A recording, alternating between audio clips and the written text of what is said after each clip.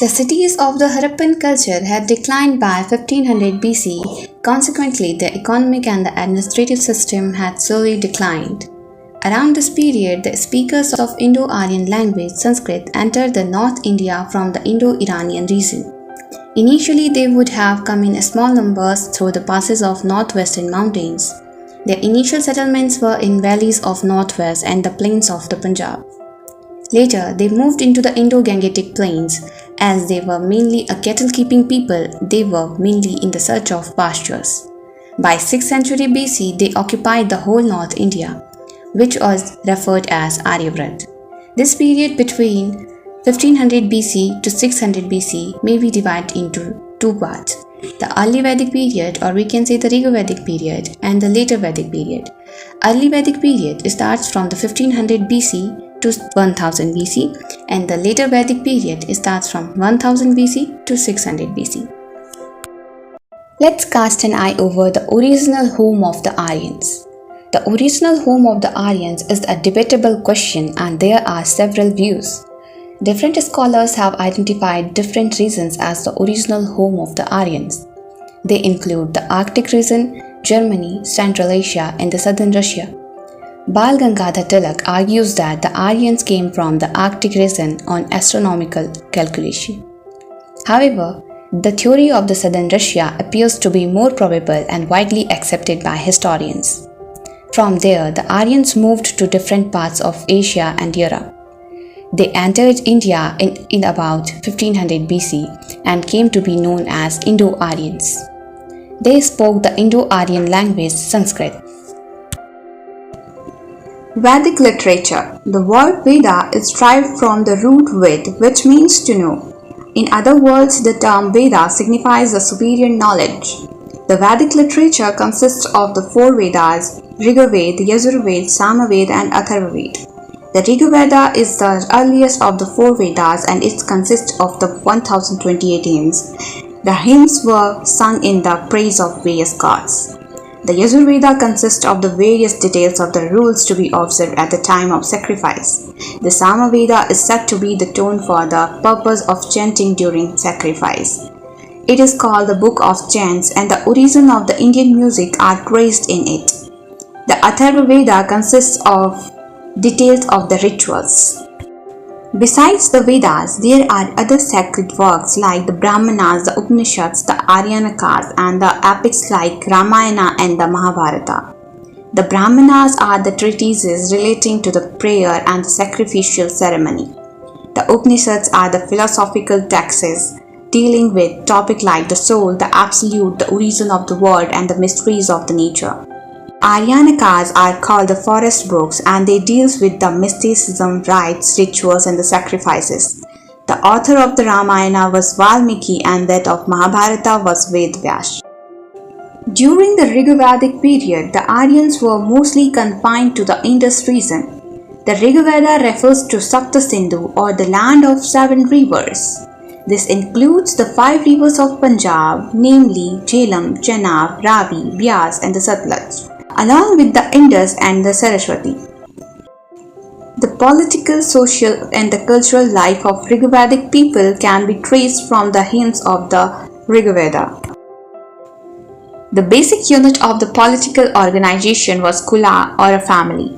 Several families joined together on the basis of their kinship to form a village or gram. The leader of gram was known as the Gramini. A group of villages constituted a large unit called Vishu. It was headed by Vishyapati. The highest political unit was called Jana, or tribe. There were several tribal kingdoms during the Rigvedic period, such as Bharatas, Matsyas, Yadus, and the Purus. The head of the kingdom was called a Rajan, or a king. The Rigvedic polity was normally monarchical. The king was assisted by Prohitas, or the priest, and the Senani, or the commander of the army, in his administration. There were 2 popular bodies called the Sabha and the Samiti. The former seems to have been a council of the elders, and the later a general assembly of the entire people. The Rigvedic society was patriarchal. The basic unit of society was family, or a graham. The head of the family was known as Grahapati. Monogamy was generally practiced while polygamy was prevalent among the royal and the noble families. The wives took care of the households and practiced all the major ceremonies. Women were given equal opportunities as the man and for their spiritual and the intellectual development. There were the women poets like Apala, Vishweshwara, Ghosha and the Lopamudra during the Rigvedic period. Women could even attend the popular assemblies. There was no child marriage and the practice of sati was absent. Both men and women wore upper and the lower garments made of cotton and the wool. A variety of ornaments were used by both man and woman. Wheat and barley, milk and its products like the curd, ghee, vegetable and fruits were the chief articles of food. The eating of the cow's meat was prohibited since it was a sacred animal. Chariot racing, horse racing, dancing, music and dance were the favorite pastime. The social division were not rigid during the Rigvedic period as it was in the later Vedic period. The Rigvedic Aryans were pastoral people and their main occupation was cattle rearing. Their wealth was estimated in terms of their cattle.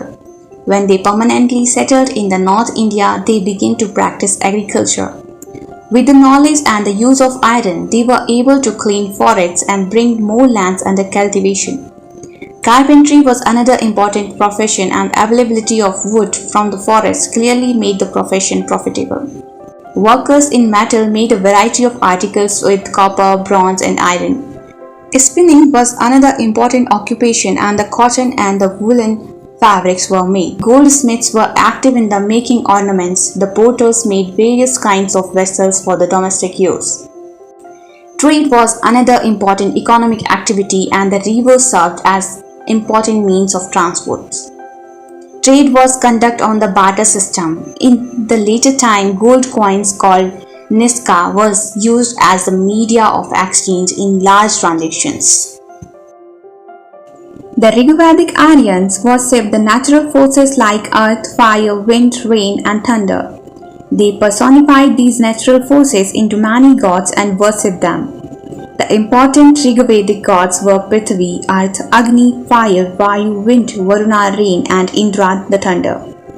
Indra was the most important among them during the early Vedic period. Next in importance to Indra was Agni. Varuna was supposed to be the upholder of the natural order. There were also the female gods like Aditi and Ushas. There were no temples and no idol worship during the early Vedic period. Prayers were offered to the gods in the expectation of the rewards. Ghee, milk and grains were given as offerings. Elaborate rituals were followed during the worship. The Aryans further moved toward the east in the later Vedic period. The Satpatha Brahmana refers to the expansion of Aryans to the eastern Gangetic plains. Several tribal groups and the kingdoms are mentioned in the later Vedic literature. One most important development during this period is the growth of large kingdoms. Kurus and Panchala's kingdom flourished in the beginning. After the fall of Kurus and Panchalas, other kingdoms like Kosala, Kasi and Videha came into the prominence. The famous ruler of Kasi was Ajatasattu. Janaka was the king of Videha with its capital at Mithila. Magadha, Anga and Vanga seems to be the easternmost tribal kingdoms. The later Vedic text also refers to the three divisions of India: Aryavrat, Northern India; Madhya Desha, the central India; and the Dakshin Patha, the southern India. Iron was used extensively in this period and this enabled the people to clear forests and to bring more land under cultivation. Agriculture became the chief occupation. Improved type of implements were used for cultivation. Besides barley, rice, wheat were grown. Knowledge of manure was another improvement. Industrial activities became more varied and there was a greater specialization. Metalwork, leatherwork, carpentry made great progress. In addition to internal trade, foreign trade became extensive. The later Vedic people were familiar with the sea and they traded with countries like Babylon. A class of hereditary merchant came into existence, known as Vanya. Vaishyas also carried on trade and commerce. They organized themselves into guilds known as ganas. Besides Niska of Rigvedic period, gold and silver coins like Satmana and the Krishnala were used as the media of exchange. The four divisions of society, Brahmins, Kshatriya, Vaishyas and Shudras, or the Varna system, was thoroughly established during the later Vedic period. The two higher classes, Brahmanas and Kshatriyas, enjoyed the privileges that were denied to the Vaishya and the Shudra. A Brahmin occupied a higher position than Kshatriya, but sometimes Kshatriya claimed a higher status over the Brahmins. Many subcastes on the basis of their occupation appeared in this period. In the family, the power of the father increased during the later Vedic period. There was no improvement in the status of women. They were still considered inferior and subordinate to man. Women also lost their political rights of attending assemblies. Child marriage had become common. According to Atreya Brahmana, a daughter has been described as a source of misery. However, the women in the royal household enjoyed certain privileges. Gods of early Vedic period like Indra and the Agni lost their importance. Prajapati, the creator, Vishnu, the protector, and the Rudra, the destroyer, became prominent during the later Vedic period. Sacrifices were still important and the rituals connected with them became more elaborate.